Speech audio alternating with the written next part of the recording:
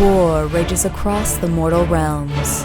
New alliances are formed while others lie shattered, and the dominant powers ever seek their next conquest. As these two powerful forces prepare to clash, one fact is becoming clear. The season of war has begun.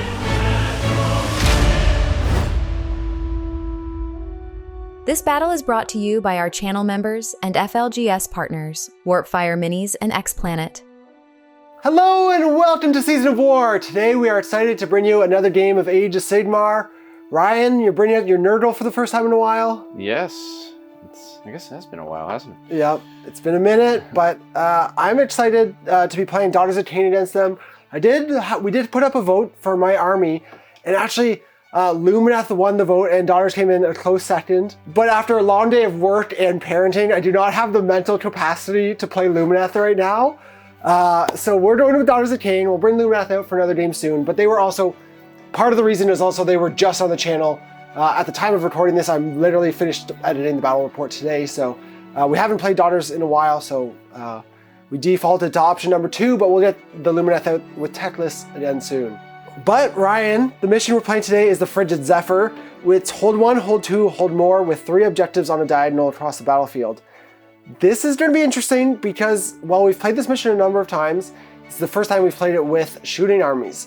And it's interesting because, as the name suggests, there's a big snowstorm, a squall going on. So range and vision is limited to 12 inches. Now that could lift and go away any round depending on a roll from the second battle round onwards. So you said it when we were setting up is like, the priority on the turn the squall goes away could be big because we both have a bunch of shooting, but we'll see what we can do until that point. But again, it'll be interesting to see how this mission plays with armies that are more affected, because we've traditionally ended up having combat armies that didn't care. This time we both care. We both got some shooting. So me especially, I think. And it kind of takes away my advantage of being a one-drop here. But before I get into my list, Ryan, do you want to take us through yours? Sure, so I'm a Nurgle Befouling Host as usual, which means my battle line are Beasts of Nurgle, and I have 3 units of 1. Locked and loaded there. I have a Great Unclean one. He's got the typical loadout with the Nurgle Infestation and the Witherstave. We have Morbidex Twiceborn. This is, if you're not familiar, this is the tanky one that seems to heal a lot. He's basically a tar pit. We have Festus the Leech Lord down here, which I usually don't take, but I had 150 points. So I was like, all right, let's do it. We have a Sloppity Biopiper, because I never leave home without them. Then we have the Rotmire Creed, of course. Like you said, it's a bit of a shooting army. Yep. And then I also have 3 individual Plague Claw catapults allied in from Skaven. They do have Mark of Nurgle, for those that don't know, which allows them, I don't know if that affects anything, but they do have it. And they're basically my shooting, which is terrifying to snakes if they ever get a beat on them, because they are very good at killing snakes. And then other than that, I have 2 units of 3 Nurglings. That gets me up to enough Maggotkin units so I can take 3 allies, or I think they're coalition. And finally, I have a Horrorghast, which combos really well with this army because the Plague Claws put down bravery debuffs. I do a lot of mortal wounds to a bunch of different things. And then the Horrorghast is there to make sure you can't inspire them and make extra people flee. And in a bad turn, I could pick up like your whole unit of bow snakes, and half of them will die just because of battle shock. Yep. Yeah, it could be really crippling. So yeah, it'll be, again, I would have loved in a different world having choice to take first and shoot your cannons. Yeah. But in a world where that's not possible, which is the world we live in, we have to think of some other options. But to jump into my list today, I am playing Daughters of Khaine. This is a list inspired by Gavin's list, similar to what I normally run, but in Calibron. So I have the mobility of the teleport to bounce around. It's got a couple staples in Marathi and a unit of 15 bow snakes, and then we've got 10 combat snakes and a unit of 10 witches. And then our general is the Melusai Ironscale, who unlocks the snakes as battle line. She's got the Crown of Woe and Zealous Orator, which gives me the 4-up rally and stops rally or inspiring presence if you're near her. Not relevant for this game, really, but that's most of the list. The last thing is 2 units of Khaine Heartrenders, who are going to be able to store me some battle tactics, come down deep strike, harass some stuff, and that's about it. Nice. So, as I said, I was a 1-drop here. Ryan, you were 3, so Yep. not too much more. It's the stupid catapults. I can't Yeah. fit them all into a battle regiment. Yep. But that will give me choice, and, well, we alluded to, I would be fearful of the catapults in another mission and potentially want to take first. Yep. Here, because of the range limitation, which is guaranteed turn 1, I'm going to give you first turn. I figured that would be the case. Yeah, and we're going to go into Maggotkin of Nurgle, turn 1. As they look to spread the Grandfather's blessing, the Nurgle battle tactic is magical dominance. The Great Unclean One fails heroic leadership while Khaine succeeds. The cycle of corruption bestows Feckin' Vigor, and Festus the Leech Lord casts Mystic Shield on the Great Unclean One. At the end of the movement phase, 2 units of Nurglings deep strike onto the outer objectives. Slowly plodding forwards through the storm, the Maggotkin complete their battle tactic and score 5 points. Cool. So I had a riveting turn, given that I can't see anything, and then I've got the speed of Nurgle. I didn't even try. I was just out of 30 inches from bind range, so Festus cast a Mystic Shield to score me a battle tactic. It was the only one I could possibly score. Yep. And then I just brought 2 units of Nurglings up on the objective. I just realized I can't put that Nurgling there. Why? Should I start again? It has to be wholly within 3. Okay, I'll No, just keep going. All right, so Nurgling's taking taking objectives for me. So I did score max. I shuffled around a little bit just to be in like what I would consider a better position in a future turn. Should I try and be aggressive? And Yeah, but I stayed quite a ways away because I don't want to move forward, bend over, and get your double turn. So we're just going to play it kind of safe, and maybe I'll win a priority roll, and the fog will lift, and the cannons will open up. But first, we have another turn to play, and we'll jump into Daughters of Khaine, turn 1. Yep. Led into battle by their Ascendant God Queen, the Daughters of Khaine battle tactic is Cruel Delight. Morathi fails heroic leadership while the Great Unclean One succeeds. Morathi has Mind Razor unbound and fails to cast Mystic Shield, but does cast Steed of Shadows.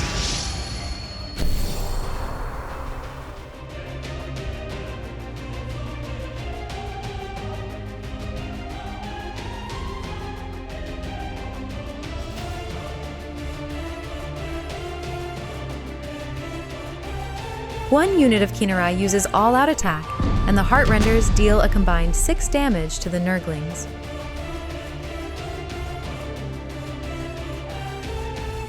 The Melusai Iron Scale uses Wrath of the Scathborn on the Blood Sisters.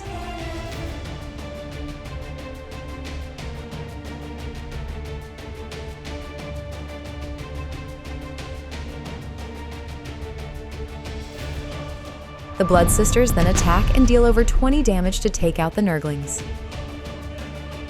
Striking the first blow in the engagement, the Daughters of Khaine complete their battle tactic and score 5 points. Daughters of Khaine, turn 1 was fairly tame as well. Again, no shooting that we can really do. A little shooting actually from the Khaine, but the main things can't shoot, obviously, and don't want to teleport them in range because it's not really worth it at this point. And that's just a big risk. So I was actually, the biggest deliberation this turn was actually, my battle tactic.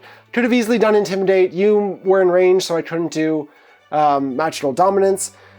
So I decided to go for the Khaine one, though. I would have liked to hold that off until like turn 2, 3, 4. But this gets them up on the table and also sets me up for a Surround and Destroy. So I was okay with that.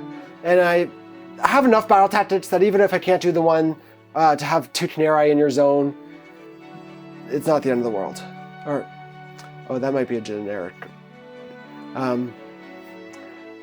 So I'm okay kind of with the trade-off there, and obviously Intimidate is an easy one at any point in the game, so we're okay with that.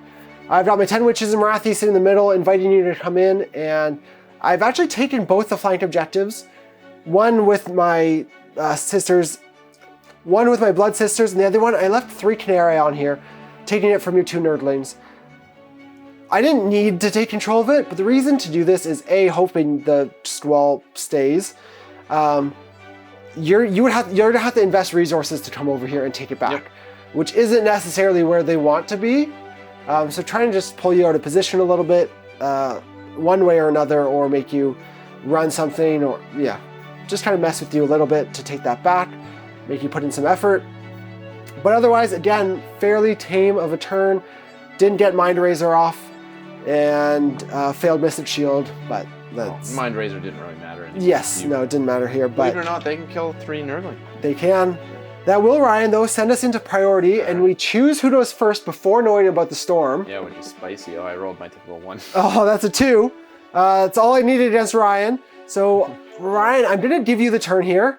And do you want to do the honors to see if the storm goes away? Yeah, what do I need to roll? A 7. So it's with the battle round added, so it'll be... So I need a 6. A 5. A 5. Oh, is that battle... All right, 2. Yep. That's a 5. Not good. Notably, he did stand out of range. Yes, so I did, worth noting, back up my bow snake, so I'm outside of the threat range of the catapults. Glad I did it here. So it's... Could be bad. Yeah, we'll see how it goes. Jumping into Maggotkin of Nurgle, turn 2. Seizing the moment as the storm clears, the Nurgle battle tactic is glory to the grandfather. The Great Unclean One uses heroic leadership while Morathi fails, and the cycle of corruption progresses to the burgeoning.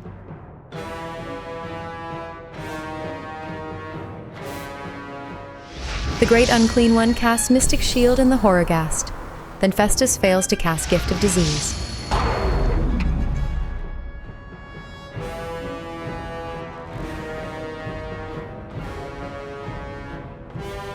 At the end of the movement phase, the Nurgle force spends 10 contagion points to summon a Beast of Nurgle. The first Plague Claw catapult launches its payload and deals 3 damage to the Blood Sisters. The next Plague Claw uses all-out attack and deals 4 more damage to the snakes. The Rotmire Creed shoot at the Kinneri and deal 1 damage, then the last catapult misses entirely. Lastly, the Great Unclean One deals 2 damage to the Witch Elves with his Noxious Bile. The first Beast of Nurgle uses Forward to Victory and deals 1 mortal on impact. Then the second beast deals 2 more.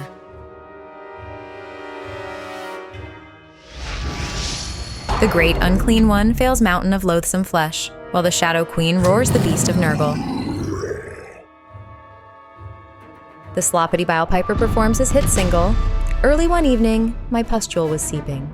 That is so disgusting. The first Beast of Nurgle attacks, but deals no damage to the Shadow Queen. Then the Witch Elves deal 1 damage to the other beast.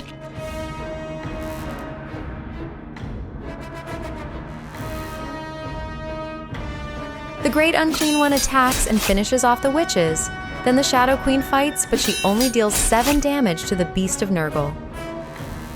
While the injured Elven units both pass their battle shock test, the Maggotkin complete their battle tactic and score 5 points. So the turn mostly didn't go great. I went for a play here to try and take out these snakes. I put the Horrorghast down, rolled pretty good in the cast. You failed to unbind.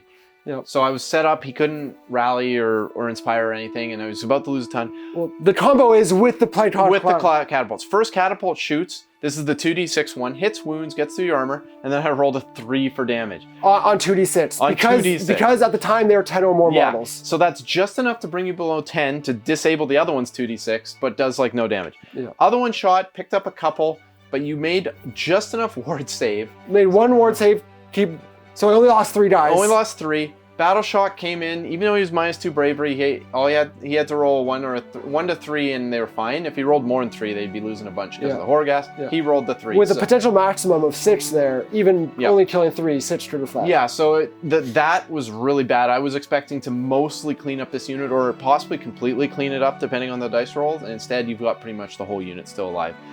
That puts me in a scary spot going into a potential double turn because now you have both of your big things. Over on the other side, this Plague Claw catapult whiffed, the Rotmire Creed whiffed, so now the Kinneri didn't die either, which was a problem, which forced me to go kind of heavy into the middle because my battle tactic was to kill more of your stuff than my stuff this turn. So I did. I killed your witches and barely survived with the skin of my teeth to not lose it. I had meant to actually redeploy away from your witch, like with my witches, which I forgot but you ended up making big charges, so it almost worked out for me of Yeah, it almost keeping cost me my Marathi battle safe. tactics, so. Yeah. So I scored 5. I didn't lose any models, but now I'm going into the potential double turn. Your bow snakes, it's just open season on my everything, and I don't have a very commanding position. So I'm quite concerned right now. This could go really bad, really fast. Hopefully Nurgle ward saves hold up, because yeah, I just didn't do much damage. I should also add I got the burgeoning for the next wheel, and I failed all my rolls, so I got nothing from that either. So it was an interesting turn. Yeah. I really wish you had had the turn. I mean, I didn't want the storm to go away. I rolled high for that. But if the storm hadn't gone away, it would have been way better for you to have the turn. At least for me. But, Which was my hope with giving you the turn, right? Yeah. So, I mean, the fact that the storm went away opened the door for a potential big thing, but, I mean... Didn't quite pan out. Yeah. But, yeah, still, we're going to have an interesting time trying to answer back as we look to go into Daughters of Khaine, turn 2. Nice. Prepared to take advantage of the clear skies, the Daughters of Khaine battle tactic is surround and destroy. The Iron Scale uses heroic leadership while the Great Unclean One uses their finest hour. Then the Blood Sisters rally and return 2 models.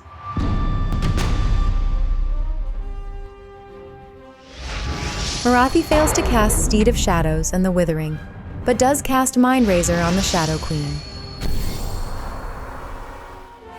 The Bloodstalkers use Worship through Bloodshed, then shoot at and deal 5 damage to the Great Unclean One. As the Elven units close ground, the Great Unclean One redeploys but moves just 2 inches. At the end of the movement phase, Marathi uses Masters of the Shadow Paths. The Shadow Queen's gaze finishes off one beast of Nurgle, then the Bloodstalkers shoot and take down the other beast.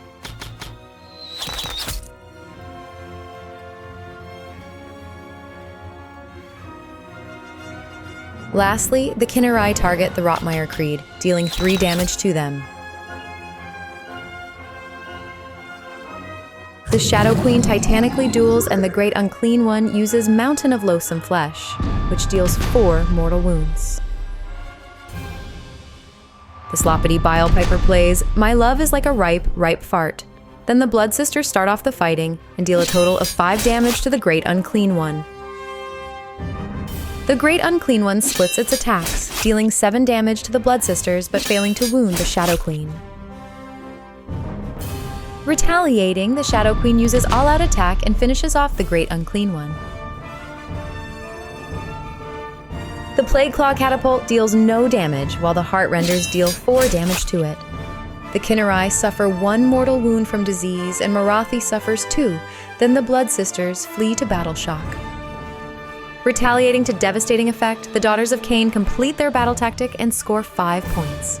Daughters of Khaine turn 2, and it was an interesting one. There were lots of different micro decision points that dictated kind of how the turn progressed. All the way from the start, battle tactic I had already kind of planned for was Surround and Destroy. Got that, super happy. That's a win. And then it's basically like, okay, well, how is my turn unfolding? The key things I wanted to do were take out the Great Unclean One and the Beast, so those things happened. But the way it worked, I didn't get what I wanted to do. What I wanted to do was do all those things, but keep my snakes safe. So I chose not to dispel the Horghast so I could dispel it on your turn and make it more relevant. Then you can't just automatically recast it again. So that was why I left it around. It was a bit of a risk, but in the start of the hero phase when I made that decision, I was still hoping to get off some spells that I didn't. Namely, with the position of the combat snakes, I wanted to mirror dance my 2 heroes to get Marathi in range to then Mind Razor the snakes. I didn't get mirror dance off, so that didn't happen, which meant, okay, it's going on in Marathi, and now she's the best one at taking out the duo. Whereas if I had have got that combo off, Mind Razor the snakes, I would have double shot into the duo and then finished them off with the snakes and only potentially take those 2 casualties from the monstrous action. Yep. And then I wouldn't have fled at all. Would have lost no more dies, and I would have, 7 snakes left still? Yeah, 7 left? Yeah. So it would have had 7 snakes left, but because I didn't get that off, the buff didn't go over there. I didn't have the confidence to do it with, especially after the hero phase shoot, not getting the withering off either for the +1 to wound. I was hoping for those buffs, and that would have given me the confidence to handle the Great Unclean One with just the Blood Sisters and the Bloodstalkers. That, again, combo didn't happen, so I kind of had to pivot. I'm like, okay, let's get rid of the Beasts of Nurgle in shooting, so Morathi can charge in, get the charge bonus from Mindrazor, and she did the job of finishing off the duo. Now, again, in hindsight, I wanted to attack with them so they could potentially get their damage through to guarantee that, make the kill more reliable. Yep. Morathi, with how she rolled, could have done it on her own. I failed all my saves. Like it was, really bad on your save. So Morathi could have done it potentially, but it would have been too much of a risk to take that gamble. 9 out of 10 times she doesn't do it on her own. Especially because you did Love is like a right fart as your song with Sloppity, meaning I can't pile in, which would have meant you could have piled away and I only get 1 or 2 snakes in after the fact. Yep. Right? Not to mention you fighting first and killing as many as you did before they did a chance to attack. So that was the safer play in terms of the order of attacking, which is always an important thing.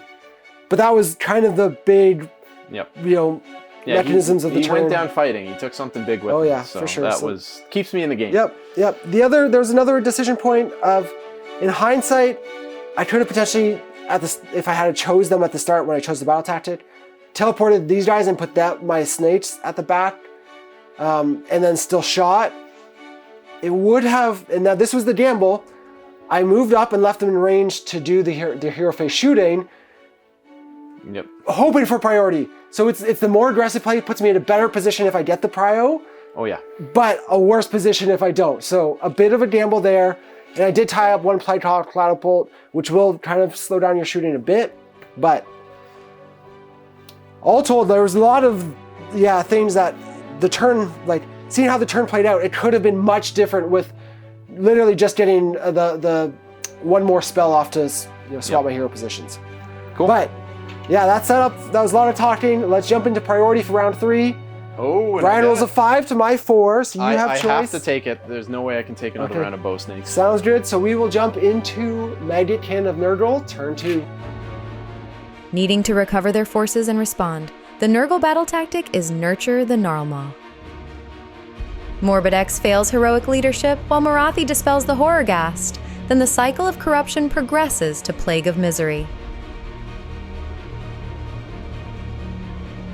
Festus miscasts Mystic Shield, but suffers no damage.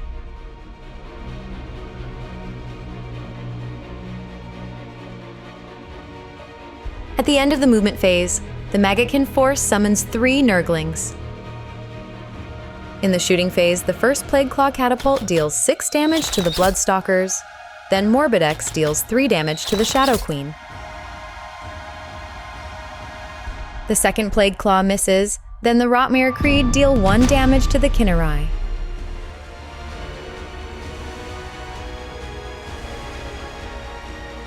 After charging in, the Rotmire Creed deal 2 more damage to the Khinnerai.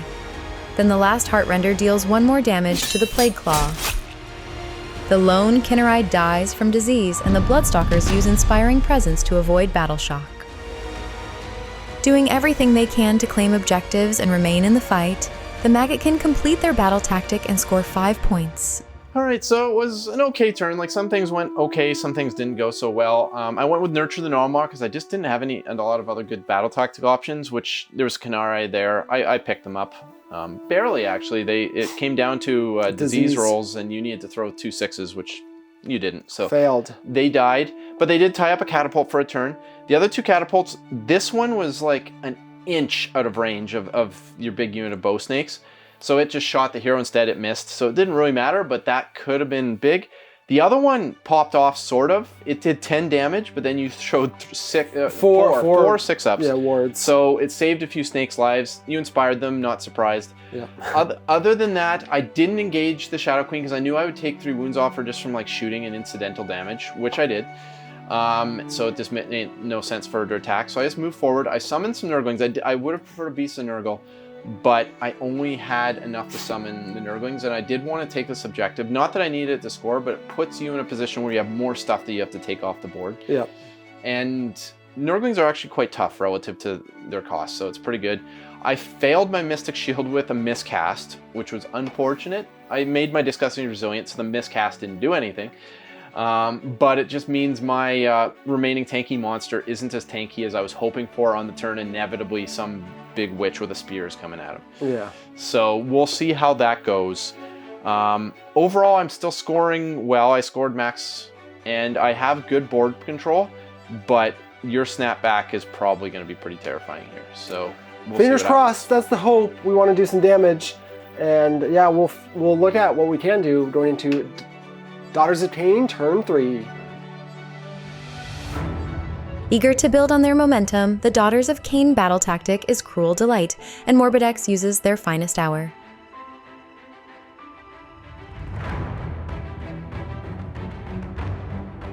Morathi casts Mirror Dance, then primally casts Mind Razor on the Shadow Queen, but she has the Withering Unbound.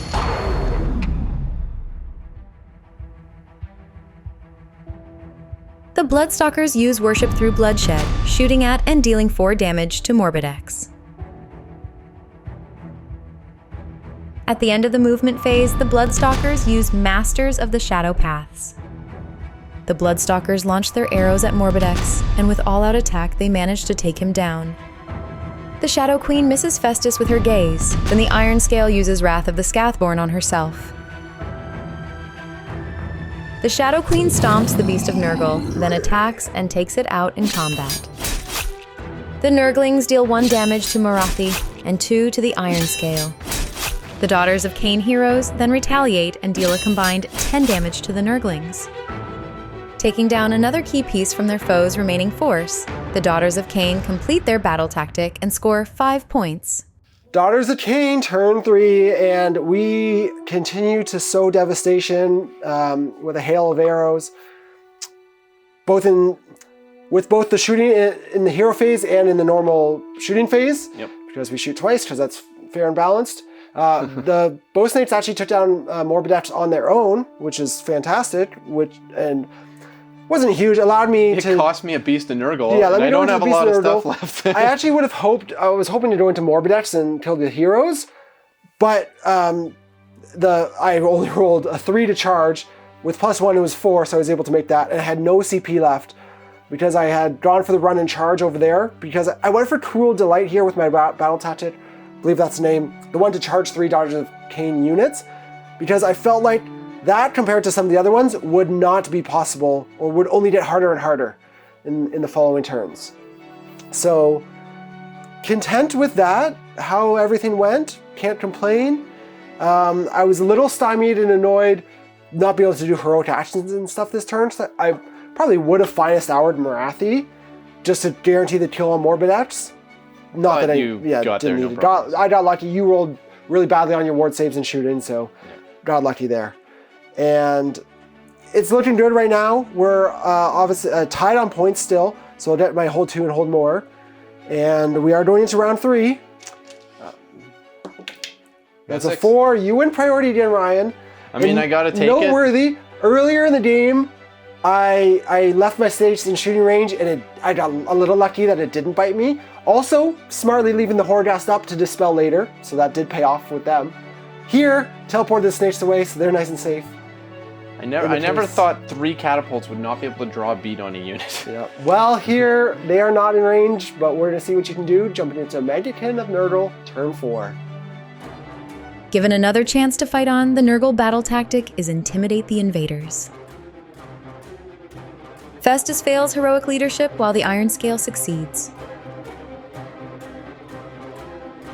Festus then casts the Leech Lord's Curse on the Shadow Queen.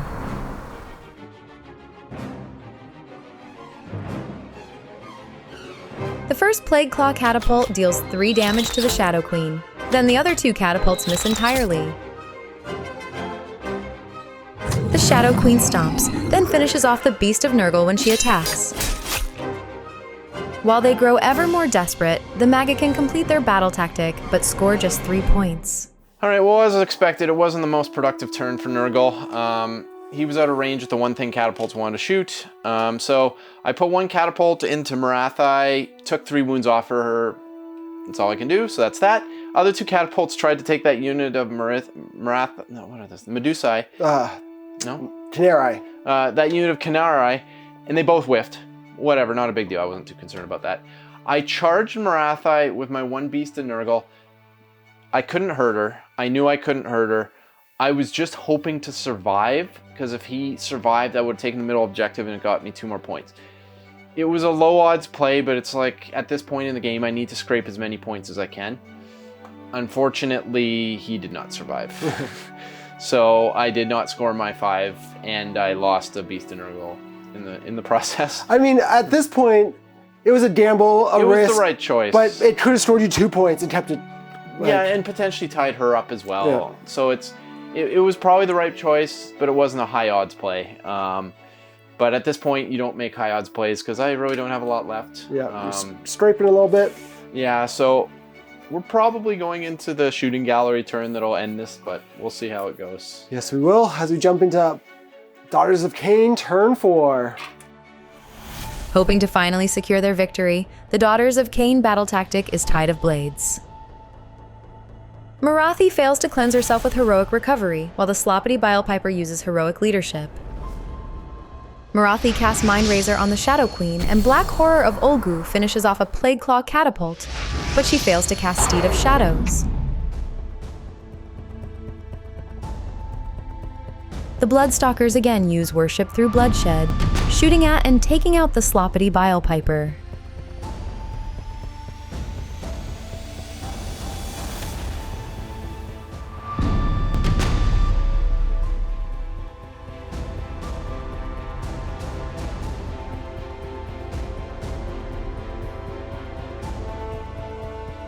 At the end of the movement phase, the Bloodstalkers use Masters of the Shadow Paths.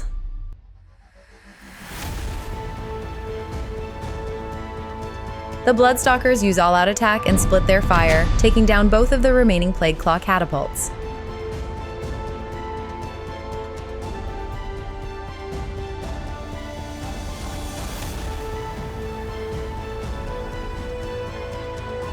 The Shadow Queen stomps Festus, then finishes him off in combat.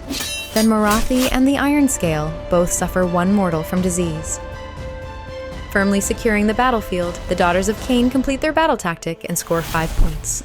Well, Daughters of Khaine, turn 4 was pretty grim for You didn't even do that much, but there wasn't much you needed to do. Exactly. It's like, it's more just, you had a bunch of units on the board. They were like small and not super impactful ones necessarily, but now they're gone. That's not true. I have 3 units, many of them are gone. and I'm going to be able to summon something. Yeah. The big thing, I mean, there wasn't really too much to worry about in terms of like damage and threats and whatnot, but it just was maximizing what's going to shoot what and target what, and how I can maximize my points. So I did little things like sending the Khaine into combat here so that, I mean, you couldn't have gotten away on them turn 5, but they have to fight or die, so they did that. I didn't even care about them living.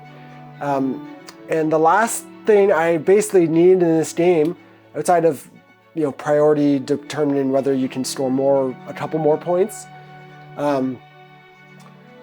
is to get my bow snakes into combat for my grand strategy, but they're set up in a place where I can run and charge with the help of the Iron Scale. I basically have to suicide this Nurgling after winning this priority right here. Well, here we go.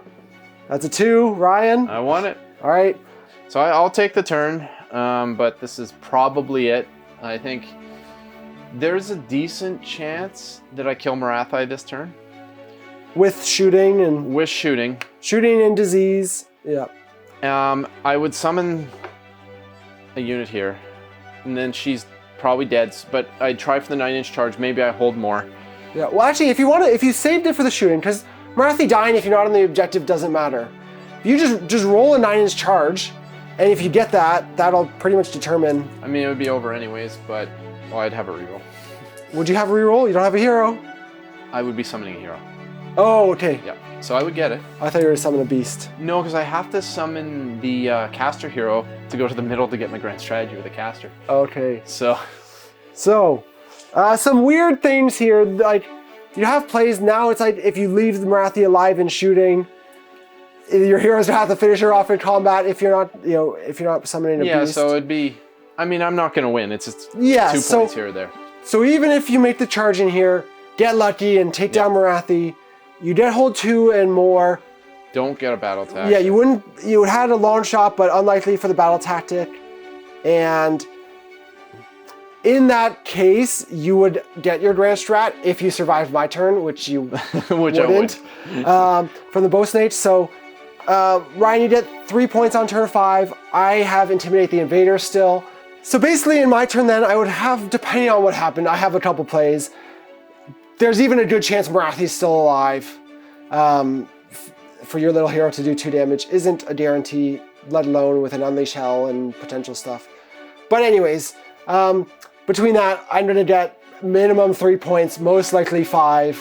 Yep. And then you'll get your Grand Strat. Get my Grand Strat, good chance to shoot the hero off and deny yours.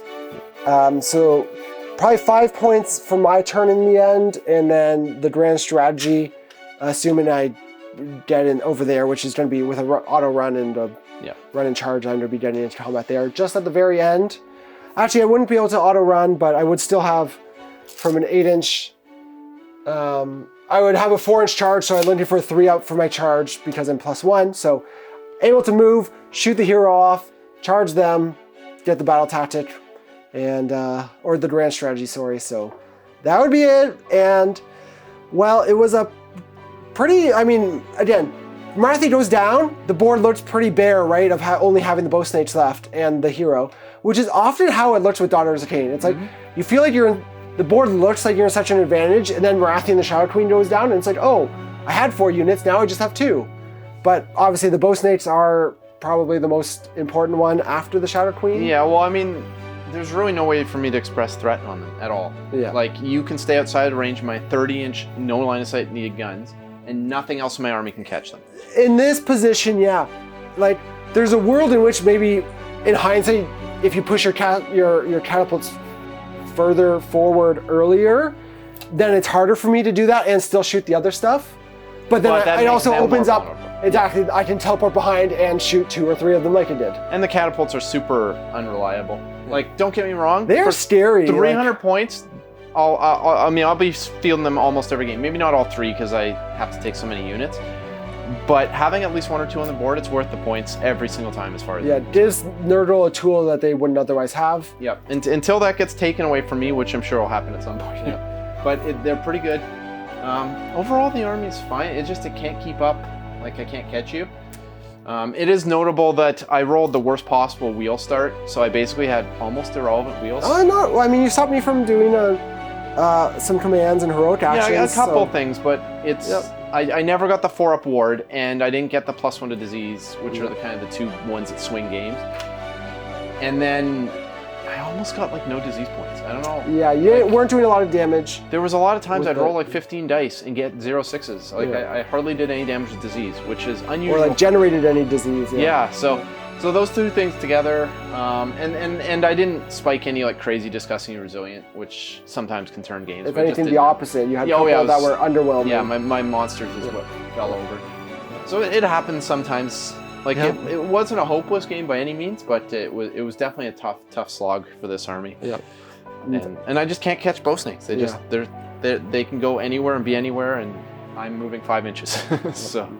Yet another good showcase for the Daughters of Khaine. They are, eternally awesome and have, continued to be good. And the battle tactics just still showing, even though in some armies and matchups like they have a tough time, but they just still store so well. Yep. I had like options for battle tactics every turn, and I never even did I could have waited.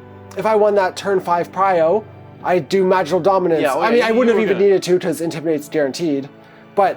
That just goes to show they score really easily. Yes, so this was the best I think I've ever scored with Nurgle. Like in a losing, I think when I win, you win. But usually, the first couple turns, it's like scoring drought. Yeah, and I stayed with you until I died. And that's one of the upsides of like being higher drops and getting given first turn. Is like okay, then you have magical dominance and you can move up and deny that as an optional battle But that tactic. one's still like it's kind of risky. You don't have pluses to cast or rerolls or anything, so. So Bit of it's gamble. I got it, but it's I don't know. It's Dicey. interesting. It's tough, but Could- yeah, like yeah. I'm overall happy there. Morbid X has failed me twice. I don't know if he'll see battle again. He always dies so fast that he never gets to make use of the fact that he heals us a Yeah. ridiculous amount. But you always kill him in one round, so it Yeah. doesn't seem matter. Yeah, AOS can be pretty lethal, and especially with an army like this. So. But guys, I hope you enjoyed that battle. Obviously a bloody one. Good score. Again, it'll be a fairly close game right until the end. But that's going to be it for us here today. We hope you enjoyed this battle report, and we'll see you soon in another video.